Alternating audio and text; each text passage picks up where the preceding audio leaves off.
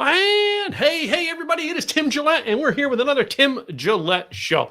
That's right. It's a show that's named after me, but it isn't about me.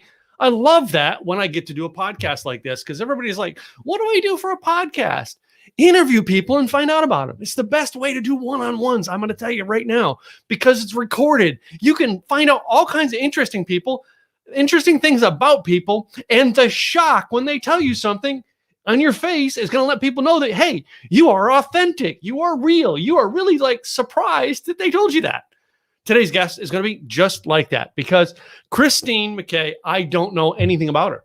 Other than I did take a glance at her web page. I did take a glance at her Facebook page and some of her social media. All right. That I know she's cool enough to be on the show. But then again, everybody's cool who's on my show. Let's face it. I only bring cool people on here. So let me bring on Christine. And we actually get to say hi, meet her. All right. And hey, you got questions for her? Put them in the comments today and we'll bring them up for her. Ready? Hey, Christine. Hey, Tim. It's great to be here. Thank you for having me. Such an honor. Well, it's great to get to know you finally. All right. I know we've been connected on Facebook. I don't even know how long, but I love it when I finally get to talk to them live on camera. I think it's amazing. And I love the format. I just like how it's free flowing and you don't know what to expect. And neither do I. I mean, when I was posting about it earlier today, I was like, your shows are fun and they're always a surprise in them. So I love that. I love that. I mean, I know you do a podcast as well. And isn't it great when you can be able to do something that puts fun into it, but yet helps, drive your business? Absolutely. I agree 100%. Yeah. Now, I mean, I've been doing podcasts for 8 years. How long have you been doing podcasts and being out there with like a show of some sort? Well, my podcast actually just launched on Tuesday. Oh. So we launched with 20 episodes. I have 32 fully recorded and a lot more scheduled. So we just actually went live. So I kind of conceived the idea about 9 months ago, and it took us a while to get going and adjustments along the way. But yeah, so it's called In the Ven Zone, and it is all about negotiation. And we bring guests from one of our guests owns a horse ranch, and we talk about negotiation and knowing your value. Her name is Hannah Zaplatel. We have Scott O'Neill, who's coming up. He's the CEO of Harris Blitzer Sports Entertainment that owns the New Jersey Devils and the Philadelphia 76ers. Jillian Michaels is coming up on the show. We have organic farmers. We have, small business owners. It's just a really cross section of business, and really wanting to make negotiation, make it so that it's a topic that it's easy for people to talk to. Do you know my friend Eldana Lewis Fernandez? I don't think so. She teaches she did something on negotiating. Hers was like think like a negotiator type thing. And I think I got to connect the two of you because she's off doing. She also has a ministry and stuff that she actually works with some people over in doing her negotiation. She negotiated herself into a missionary trip, which created a whole nother mission and a whole nother business for her. Oh, wow. That's amazing. I'd love to connect with her. That'd be great. I will connect the two of you on Facebook later today because, man, I just, the two of you sound like two peas in a pod. Two different styles in the same subject. But, hey, that's what I like about this world. There's always a different view of it. So it's all about perspective, and everyone's is different. Yeah. All right. I think I just about got your questions with that one. You will see at the end of the broadcast. All right. So some interesting things that I did want to get to talk to you about. All right. Just from doing the glance and stuff like that. The purple and the pink in the hair. Yes. Gotta know why. Well, I've been doing it for 20 years. So it's not something new. It's absolutely become part of my brand. Part of it is that I've negotiated in a lot of countries where women are not well thought of and don't really have a place at the table. And there's a very structured way that women are expected to be in a negotiation, especially business negotiations that are with large organizations. So my hair ends up being a pattern interrupt. It's something that when I walk in the room, people are like, what the heck is this person? I mean, what? And they're just not quite sure how to take me until I, start doing my thing. And then it's like, oh, okay, now I got to take this person seriously. And so it works as a pattern interrupt, and it's become something. I mean, I thought about changing it, and I actually asked a bunch of followers and stuff and friends, should I, go normal with my hair? And they're like, oh my God, heck no. And I was like, I just enjoy doing it too. It's just part of who I am, and it's a lot of fun. Yeah, I know. I had, if you've seen some of my Yes. past ones, yeah, I had the long hair, and I just was sick of it finally. Yeah. I had to come up with something new to do with it. Well, mine is probably my hairstylist tells me that it's mostly white under here, so Yeah. I'm just not ready for that yet. I have quite a bit of gray, as I found out when I stopped dyeing it blonde. Yeah, Exactly. I'm just not ready. Yeah, I had the same deal with my hairstylist for the longest time that Zig Ziglar his wife had with hers. Hey, you keep me in the blonde, I keep you in the black. But yeah, I finally went. You know what? I aged out of it, but it's a unique thing that makes you stand out. And I know I was going to ask you about it. I was like, I've got to ask somebody when they do something to stand out like that. But well, it's also, I mean, negotiation as a topic is something that so many people think of as it's something that lawyers do. It's something that, people at professors talk about it. And so I'm going to switch my microphone. I'm getting a little background feedback. I don't know if you're hearing it, but I'm not hearing it, but I'm going to go in here and see what I can do with, I was hearing it. So okay. I'm still kind of hearing it, but that's okay. So gosh, I love doing live shows because you always get those fun things, but negotiations are boring topic for so many people. It's just so boring. And it's like, but it's something we do all the time. And it's like, it's a great way for me to engage people in a topic that they would otherwise go, that's all for lawyers or trade negotiators or hostage negotiators. That's not about me.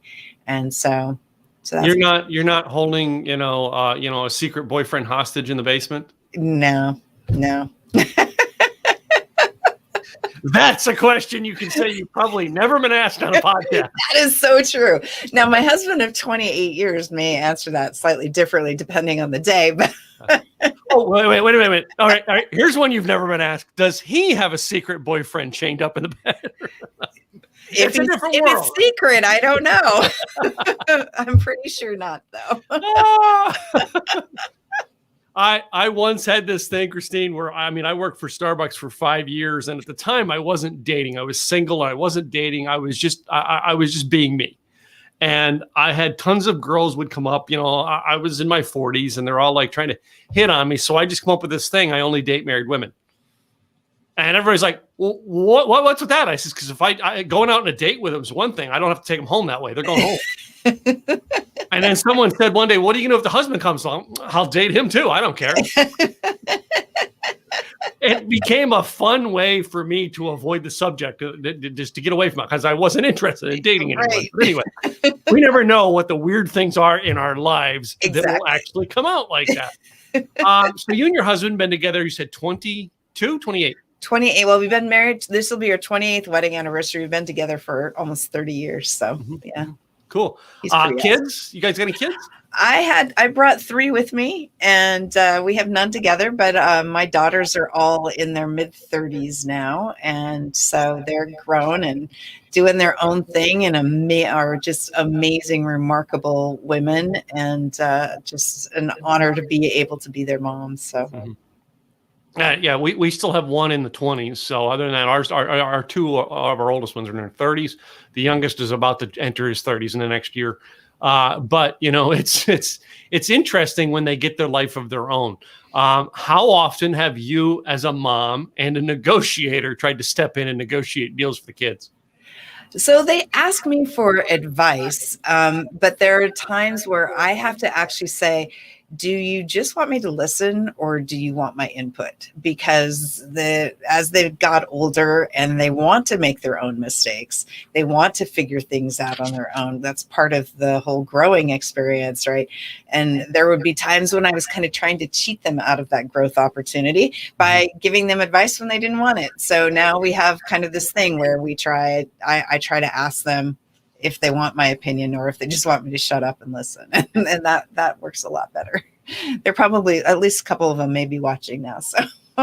Okay. Yeah. So we can really talk about them since they're, yeah, exactly. they're listening in. It's, I say, kids are some of the greatest things that will get you in trouble or, or will help you really grow up to be a parent. My daughter, when she was, I don't know, probably about 7 or 8 years old, I worked nights at the time, and her mom would get her up in the morning, and she hated to eat breakfast, like her dad hates to eat breakfast. So one morning she decided, she comes in and, mom's yelling at her to eat breakfast. She comes in and, Mommy, I finished my breakfast. Can I take the trash out for you today? And I heard that. And being a parent, you want to go, one side of you wants to go, honey, that's not how you talk to your mom. And the other side of you wants to go, this is how you really do it. Yeah, that's hilarious. I mean, I often talk about how kids are great negotiators. And when the thing that kids are really good at is that they know how to negotiate where you're at. So they ask you as the dad, as dad, they ask you one way. They ask mom a different way. They ask grandparents a different way. They ask teachers a different way. And somewhere along the line, we kind of lose that. And we start falling into this trap of asking for things the same way over and over again. And that's one of the things we talk about in our programs is how to ask for things in a different way using different negotiation styles, because, nobody teaches us how to do that as we get older. So, but kids are great. They're great.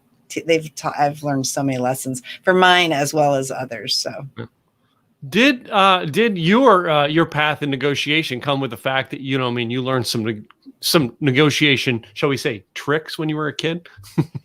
I definitely was always somebody who, if I saw something I didn't like and I wanted to wanted it changed, it always ended up getting changed. Even at the school level, I did that. I don't know that I learned tricks so much and I think that I actually really refined my negotiation as I got older and would put myself in a position where I was listening more effectively than I did when I was in my youth. In my youth, I was kind of the bulldozer and the bull in the china closet who just kind of was like, I want this to be different. And so I'd go make it so. As I got older, I've learned that that's not, that's not the way to win friends and influence people necessarily. And so I've learned different styles and different approaches to getting things done. Have in your process of learning, have you made an enemy or two along the way? I don't know. That's tough to say on a live show. Well, no. I mean, that's interesting. I mean, I don't know. I don't know about the word enemy. I mean, it's such a loaded word. I mean, there's certainly a lot of people who don't like me. I'm okay with that. The world's a humongous place. There are lots of people who do like me, and there are plenty of people who don't. And I'm good either way. And I can't control that. I have no influence over that really, because people interpret me from their own perspective, based on their own history and their own kind of things, that noise that's going on in their own heads. And I have no control or influence over that. So I can only control and influence myself. My ex-husband, I'm sure he's not a big fan of mine, but that's fine too. So, I mean, do I have enemies? Do I have somebody? I think of an enemy as somebody who's actively seeking to undermine me and sabotage me and malign my character. I don't know that I have any enemies, but I definitely have people who don't like me. But how about we shall we say PC it a little bit? Have you lost a friend or two because of it? It's possible. And what you'll discover in this kind of line of question is I'm not necessarily I kind of feel that people come into my life for a moment. And sometimes that moment is very, very short. And sometimes that moment is very, very long. But when they leave my life, I don't spend a lot of time reflecting on what caused them to leave. Oh, okay. Yeah. So for me, it's when somebody leaves my life, there's a reason for it. But my reflecting on it is my reflection is more that I now have room in my life for even more people. Yeah. So I don't think about it that way. But I'm sure I have. I mean, I'm sure I have. I just haven't thought about it. Interesting question. Yeah, I mean, yeah, it's a way. I didn't think I was going to go there, but again, I never know. I love it. Start this. Let me get into now. I mean, you teach negotiation, or are you actually like someone who helps people negotiate? Explain what it is that you do in your business. So we work with primarily small and mid-sized businesses. We help them ask for more of what they want, and we provide them with the tools and the resources to negotiate for that. And we do that in two ways. One is we do educational programs. So we have a program called Venn Masters, which is like Toastmasters for negotiation. We do corporate training, but we also are primarily negotiators. We are negotiators first. So I have been doing negotiation for almost 30 years. I've negotiated with half the Fortune 500 across 53 countries and hundreds of small and mid-sized companies. And we're not attorneys. We are business negotiators. Revenue's great, but profit's better. And so we really help our clients maximize the profitability of their business relationships. And I particularly love doing what I call David and Goliath negotiations. So I really enjoy helping smaller organizations negotiate with the big gorillas, and because they're often, they don't have the institutional knowledge to do that. And because I've negotiated with so many of them, I know how large organizations typically buy and how they sell, and I know most of their contracts. So it's a fun thing to be able to help a business grow through those kind of relationships and doing them effectively. Now, I mean, now to get this much knowledge into it, was it a learn as you go industry, or did you take something in college or school that helped you realize this is what I'm going to be good at?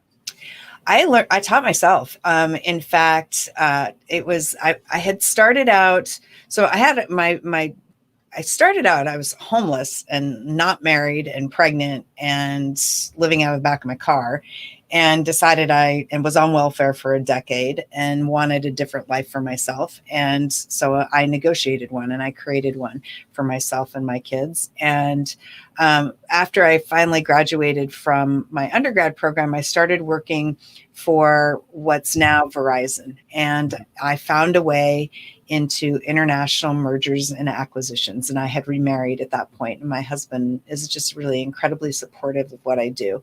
And so I started doing international mergers and acquisitions in primarily Southeast Asia, but then I started working in Eastern and Western Europe.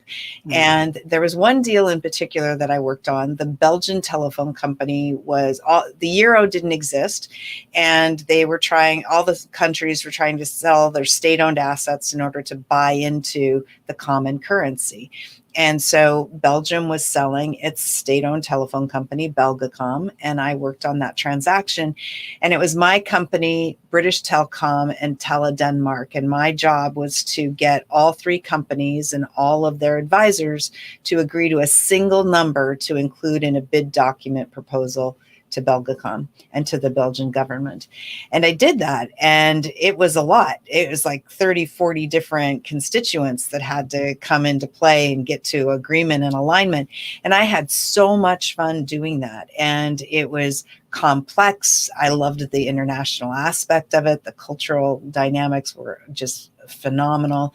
And I just really enjoyed the math. I enjoyed the psychology, and I enjoyed the communication side. And so everything that I did after that, I found ways of making sure that negotiation was part of what I did. Now, I was honored that after that, not long after that project, I actually went to Harvard University for my MBA. And so I was able to learn from some of the professors who wrote the book, Getting to Yes and Getting Past No. But a lot of the details of how to negotiate, the understanding of contracts and things, were things that I taught myself on the job. Wow. But you did. I wrote down in my notes here. You did say that you were homeless. Isn't it funny how so many people, when they become homeless, learn something new? especially if you're going to not stay homeless, Yes. then you have to learn something new. Otherwise, you'll get stuck in that past and just stay there. So, yeah. So I got to ask, I mean, because I mean, I went through a homeless phase myself. All right. There's people out there who listen to this podcast and they want to hear that. They want to hear that story. You know what I mean? Some stuff you came from, some stuff you had to go through to get out of that. Mm-hmm. All right. What are some things that you did when you were homeless just to survive and dig yourself out? And the biggest thing was, and this is true throughout, it's true throughout my life, but especially when I was homeless, was I found people who believed in me more than I believed in myself at that moment.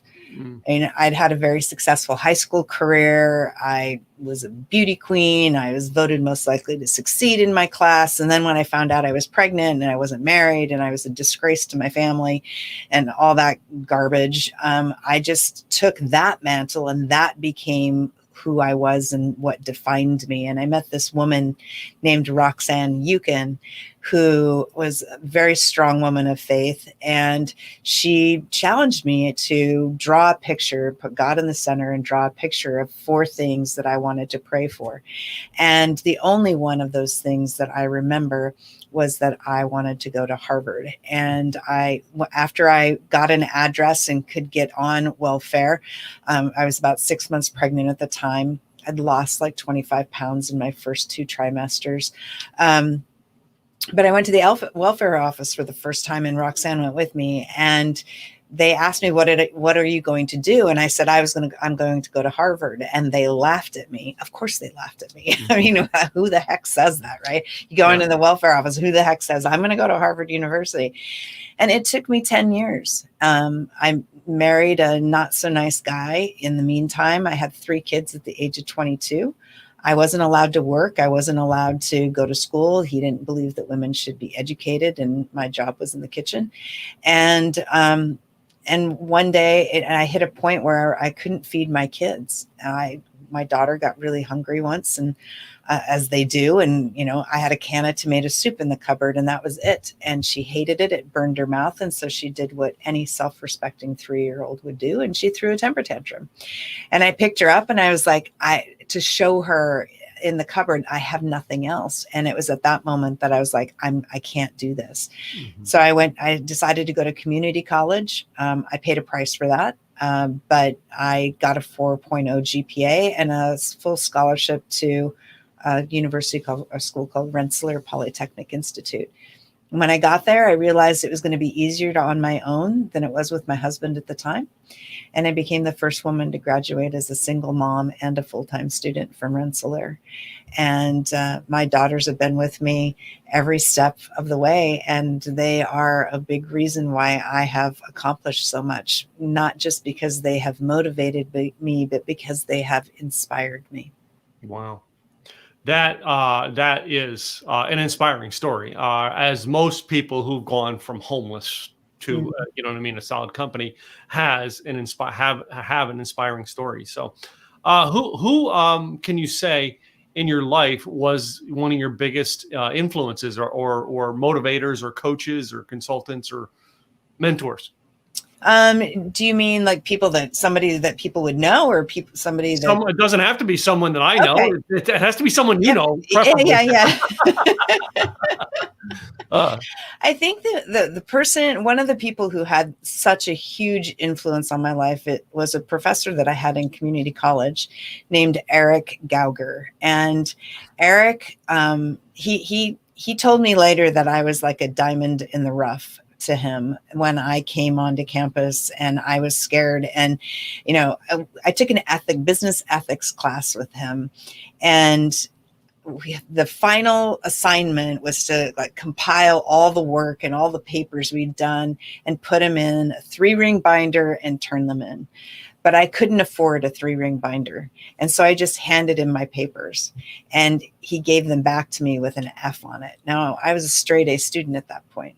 And he said the assignment was to turn it in a 3-ring binder. And I said, I can't afford a 3-ring binder. He said, well, if your grade in this class is important to you, you will figure out how to turn this assignment in properly. And so I had humbled myself to dig cans out of a garbage to put gas in my car. So I humbled myself again to dig cans out of a garbage can to buy a 3-ring binder. And I resubmitted that assignment and got 100% on it. Wow. And so I've always been grateful to him for that, because he didn't let me slide by.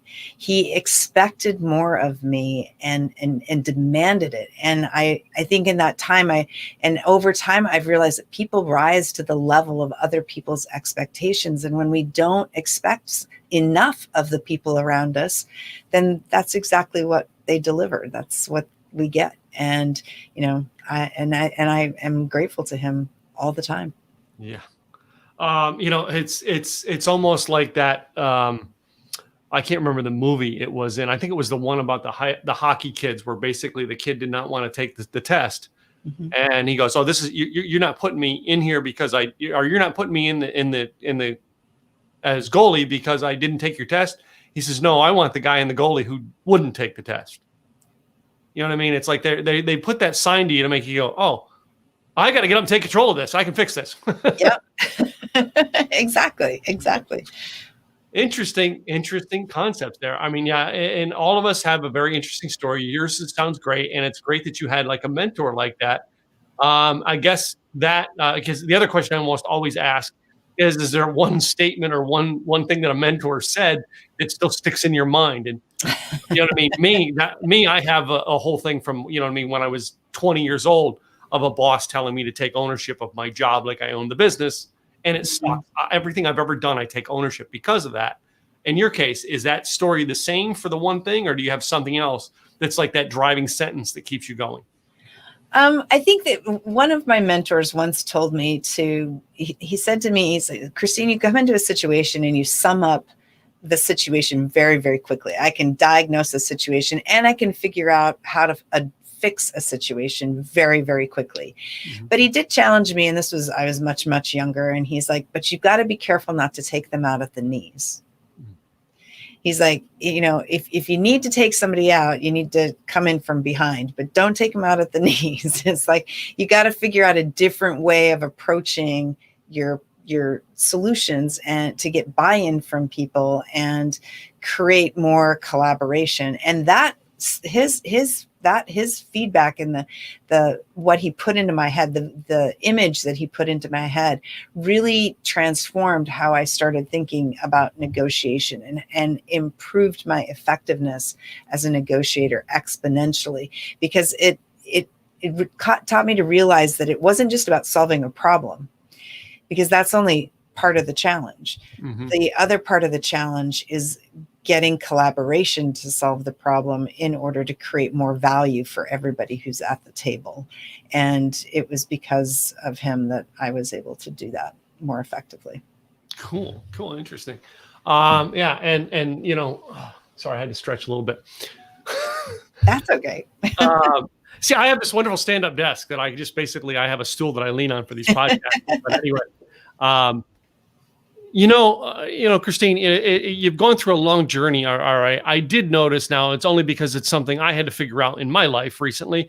A lot of the stuff on your websites has the trademark symbol. Tell me about getting your trademarks. Yeah, so all my trademark stuff is in the registration process. My logo I wanted to create. My philosophy on negotiation is that negotiation is a conversation about a relationship, and you cannot win a relationship. Mm-hmm. It's all about collaborating to find more value. And there's research that shows that when we're negotiating for something, that when we think it's 100 and it's a pie that we're going to divide, you get a slice, then I don't get any of that slice, right? But the reality is that it's actually 142, not 100. We miss, because we're so focused on what's in front of us, we miss value opportunity. So I came up with the Venn diagram as a way of understanding or depicting that negotiation happens at the intersection of common ground. It represents common ground. Mm-hmm. And, there's always party A and party B, And then there's always an invisible negotiator at the table, whether you're buying a car and you're at the dealership by yourself and your spouse is in your ear, whether you're in business and your boss is in your ear, right? There's always an invisible negotiator. So that's part of it. And it's also that there are kind of three core aspects to negotiating. One, you got to get clear on what it is that you do. Two, you have to figure out how to ask effectively. And then three, you have to be engaged over the lifetime of the relationship. Mm-hmm. And so the diagram just kind of brings all that together. And so Venn is in everything. It's very much a part of our trademarks on all the things that we do. And our Venn Pro services, our negotiation services, and our Venn Masters programs, whether they're for individuals or corporate, it's really kind of Toastmasters for negotiation. Cool. And so that's where that comes from. And I asked that about trademarks. I had to learn the hard way about trademarks over the last couple of years. My last name is Gillette. Yes. A trademarked name. Yeah. We're just going to leave it at that when we talk about trademarks. That's why we that's mine. So I just got Simple Easy Marketing. Yeah. So, but that's it. I mean, I seen the process, and I thought maybe you were going through the process and what made you go through it, because so many people are not trademarking what they do, and understanding the concept is, you've got to have some of this stuff, down. It's huge. I mean, Venn is like my podcast is in the Venn zone. Yep. My book, I have a book that'll be coming out soon, and Venn Press is publishing it. And so, if you are going to invest your time and energy in building a brand, mm-hmm. then you better get it registered as a trademark. Yeah. Truthfully. All right. And who did you use to help get your trademark? I have an attorney that I work with in Washington, D.C. that's helping me with all that stuff. So one of my former mastermind members is the trademark and patent attorney for Shark Tank, but I had a friend of mine from Canada do mine. It's like people are like, wait a minute. Yeah. You actually do them yourself. They're actually not that complicated. They're not.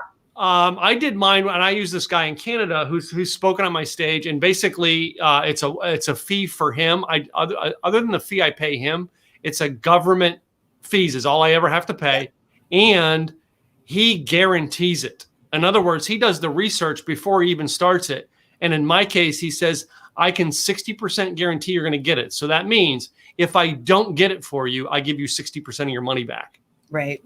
Now, the guy, I mean, you're talking about negotiation. The guy who actually was in my, mastermind, who's a great patent and trademark attorney here in Dallas, he is like, no, he's by the hour. He couldn't guarantee anything, but he can guarantee me how much he can charge me by the hour. Right. Exactly. I'm like, I want to negotiate a better deal here. It's funny how we learn things that what we want to do and don't do in life. So I'm curious. I mean, the Venn negotiation has been a business now for the entire. How long has it been in business? You've been in business doing this. So we really started building the business last year. Actually, we released really in March. So the pandemic hit, and it's like, all right, okay, now what? But last year we worked with a lot of companies, a lot of smaller businesses, helping them restructure their leases. So we did a lot of retail worked with retail companies and restaurants.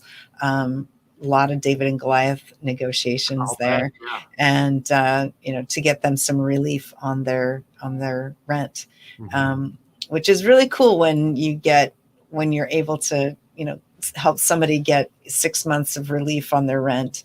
That's going to help them stay in business. So, or the fact I thought it was very wise of you to go, okay, let's take another crack at being homeless. Let's start a business in the middle of a pandemic. So my wife did. My wife she's working with a team here in Dallas to start a whole nother company to compete with her old company.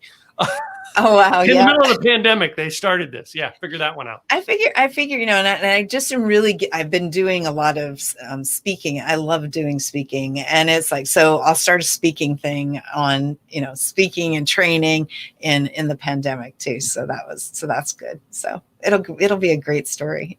Well, yeah. I mean, I started my real estate company in the bottom of the market, 2009.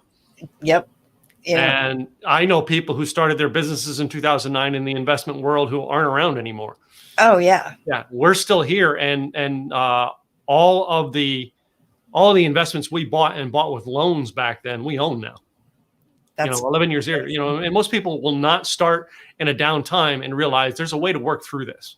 All right. Being a negotiator, you've learned how to work through things, I take it. Yeah. Oh, and I mean, one of the things that I love about the work that I do is that it doesn't matter if a company is growing and the market is improving, right? Then larger organizations get really cocky and, they become even worse about saying to the smaller organization, here's the contract, just sign it. We don't negotiate it. Or in a downturn, we've helped a number of clients recapture from accounts, from payables that they owe that they can't pay, and restructuring those and renegotiating that, to from a liability perspective, to renegotiating with suppliers to address reductions in purchasing capabilities and purchasing power. So I mean, one of the things I love about the work that we do is that it's kind of sits in any market. It doesn't matter what the market is really doing. It's still, whether it's growing or contracting, there's still need for negotiation. So cool. Well, one of the closing questions I want to ask here for you is to those people out there who are trying to negotiate. Maybe it's anything from a lease deal to a new business. The listeners today, somebody out there is negotiating something. What advice would you give to them? The first thing I'd say is be very clear on what you want. And that doesn't mean price. Mm-hmm. Price is typically, in a really amazing negotiation, price is an outcome of a negotiation, not an input. It's an output, not an input. Know what you want in terms of delivery. How fast do you want to, fast do you want to get paid if it's a customer? Just go through detail and read the contract. And don't assume that your attorney knows your business, because they're in contracts, 80% of the risk in a contract is business related, not legally related. And most attorneys don't understand your business. And so, you need to be able to understand the contract and what its impact is going to have on your company. And are those things that you're willing to do? Mm-hmm. Cool. So what I want to do now is make sure everybody can figure out your website. How do they get a hold of you if they want to do business with you, hire you to speak, have you on their podcast? So you can go to www.vennegotiation, and it looks weird because it's 3 N's in the middle. So it's VENN and then negotiation. Sure. So vennegotiation.com. And you can check out our podcast, which has the blog for all the podcast episodes are there. The book we have a page on the press that you can check out the book that we have coming out soon, as well as learn about our products and services. You don't have like a download they can get for like a negotiation guide or something like that? Yes. Okay. Yes. There's absolutely, you can type your contact information in, and we'll send you the 7 keys to successful negotiation. And you can take a quiz to learn what your default negotiation style is, which is always fun. Yeah. And there's a video that goes with it when you get your results, so you can learn a little bit about kind of who you are as a negotiator. Yeah. That is so cool that you actually have that stuff on there. I always like to find out what the free giveaway is, because most people are like, I don't know what to do for a free giveaway. How about like a 7 steps to negotiation since you're, I mean, I can come up with like that. Yep. That's why I'm in the consulting business. Exactly. Well, it's been great having you on the show, Christine. I got to close out with one thing. It's my infamous 9 questions, or 9 questions for you. This or that, or it's a little game I like to play. I learned from Sammy Hagar. Yep. I'm cooler than Sammy Hagar. I'm younger. So basically, some of these are, a choice, one or the other. Some of them we have a conversation around them. Some of them may not. All right. We're going to go with it and find out as we go along. So let's do it. All right. I start out this one with everybody, and that is the easy one. Star Wars or Star Trek? Star Trek. Okay. Kirk or Picard? Picard. So you were in the Next Generation crowd. Oh, yeah. I love the Next Generation. Yeah. Okay, cool.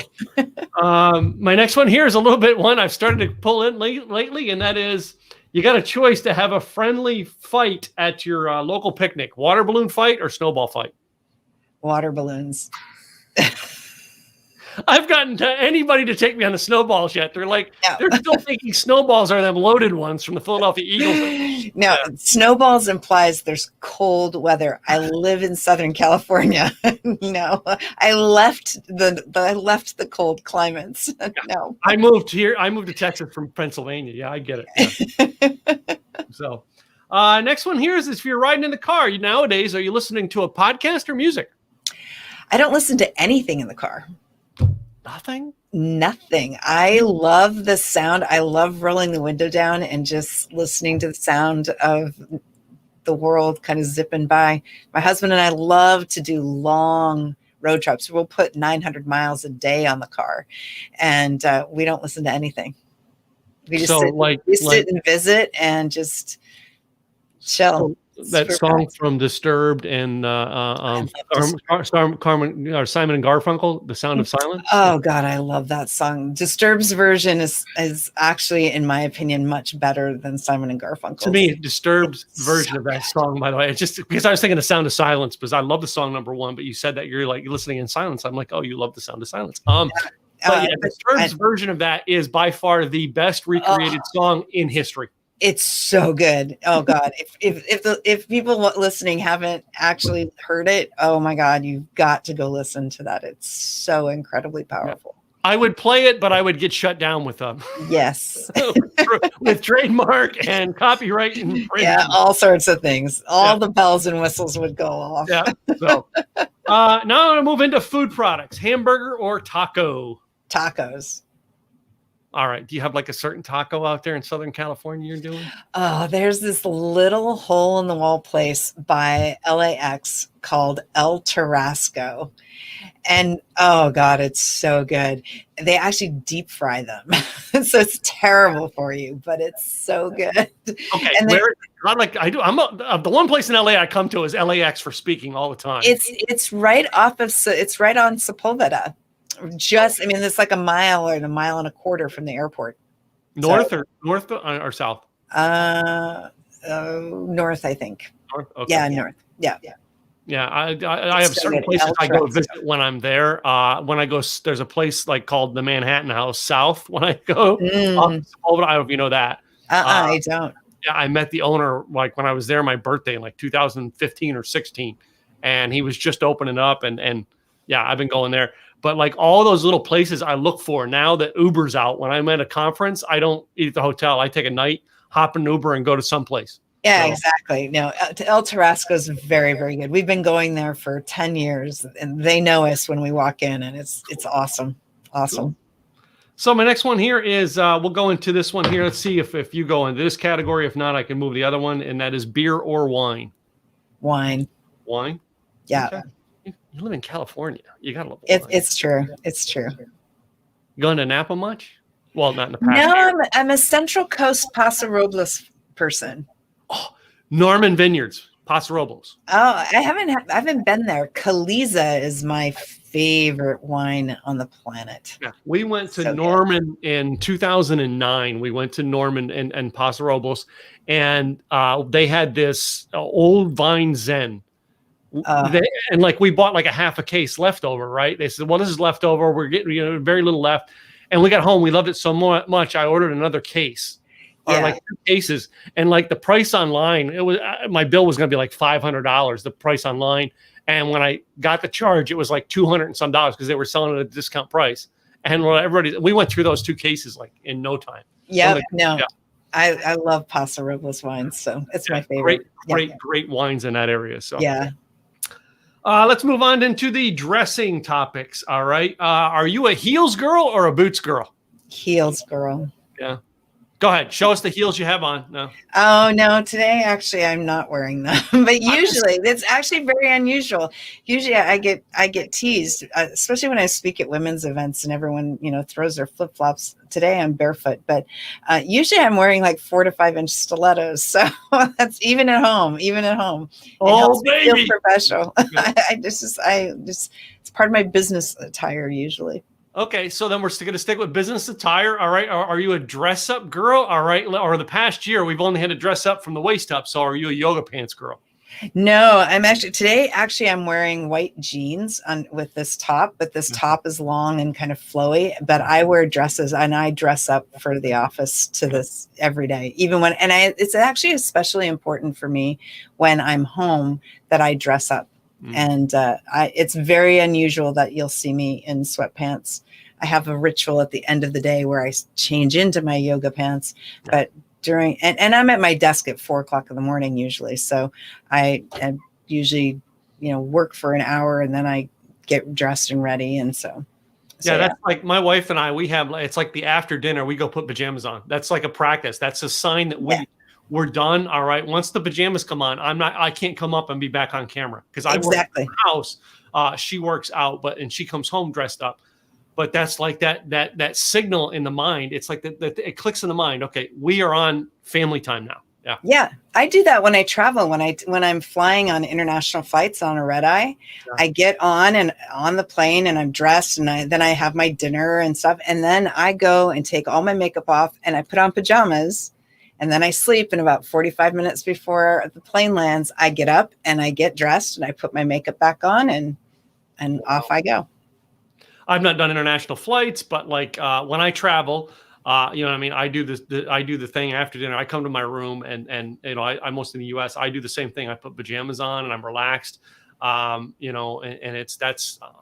for the night. So yep, I'm the same way. So my last 2 questions are the controversial ones that I ask everybody, and some of these have gained some of the most notorious answers. But the next one here is the toilet paper on the roll. Does it go over in your house or under? Well, in honor of Seth Wheeler, who is the patent holder for toilet paper.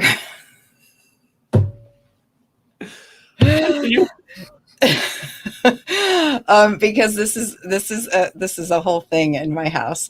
Mm-hmm. The toilet paper goes the way that he designed it, which means that it goes over. Mm-hmm. Yeah. That's probably the most, shall we say, descriptive terms. All right. You've got it down to the proper answer and all. There's a lot can be said about a person about how they answer that question, by the way. Oh yeah, absolutely. Absolutely. It's funny because the most interesting answer I've had before yours was Cammie Baker out of New Hampshire, who basically said, I'm a single girl. If I go to a guy's house 3 times in a row and change that toilet paper from under to over, I break up with him. This relationship is nowhere. Yeah. Well, I went to school. The school I went to, Rensselaer, is in Troy, New York, and Seth Wheeler's from Albany, so he's kind of a recognition. I think it's like 450,000 number patent or something like that. So but it's over. So the last one that I get to ask, and I realize that sometimes people criticize me for asking this one of ladies, but you take it however you want. I'm not implying anything, but boxers or briefs? Boxer briefs. And your husband is in there taking notes. Oh, no. I buy my husband's underwear. I don't let my wife buy my underwear. I let her wash them for me, but I don't let her buy them for me. No, so my husband, for our entire relationship, whenever me or my daughters asked him what he wanted for Christmas, he's always said socks and underwear. That's it. So every Christmas he gets socks and underwear. They buy him socks and I buy him underwear. So life was so simple. I mean, my younger years, that's what my grandma bought me for Christmas every year, because I realized I was broke every year at Christmas time and I needed new socks and underwear. Well, my when my kids were little, we had a tradition in our family where we do treasure hunts for their like a big present. Mhm. And so one year, just a couple years ago, one of my daughters sent my husband on an elaborate treasure hunt. So you go out, you get a clue, and then you go find another clue, and you have to come back and read the clue. And so it was like 6 different trips he had to make so he could get a big box of socks. It was awesome. And he's like, I hate doing this. And they're like, we hated it when we were kids. Too bad. It was beautiful. It was, yeah, our middle daughter Lyra did that. It was pretty awesome. That is just so cool. Yeah.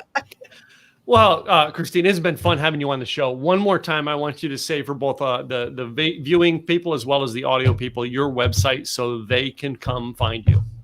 Again, it's Christine McKay at Venn Negotiation at www.venn.negotiation.com. And Tim, thank you so much for having me. This has been a blast. I knew I was going to have fun with you, so it's been awesome. Thank you. We are fun people. Anyway. Exactly. Thank you so much for being on the show. So, hey, to you, the listener, I want to say thank you to being our listeners today. Please go check out Christine and VennNegotiation.com. All right. Go get that download from her. All right. So you know how to negotiate. By all means, if they're going to give you a free gift, take advantage of it. Please do that. Show them they're cool. All right. I'm Tim Gillette with the Tim Gillette Show. Make sure you subscribe to where you get your podcast and help us get our numbers up on our YouTube channel. Go to youtube.com/Tim Gillette and subscribe there as well.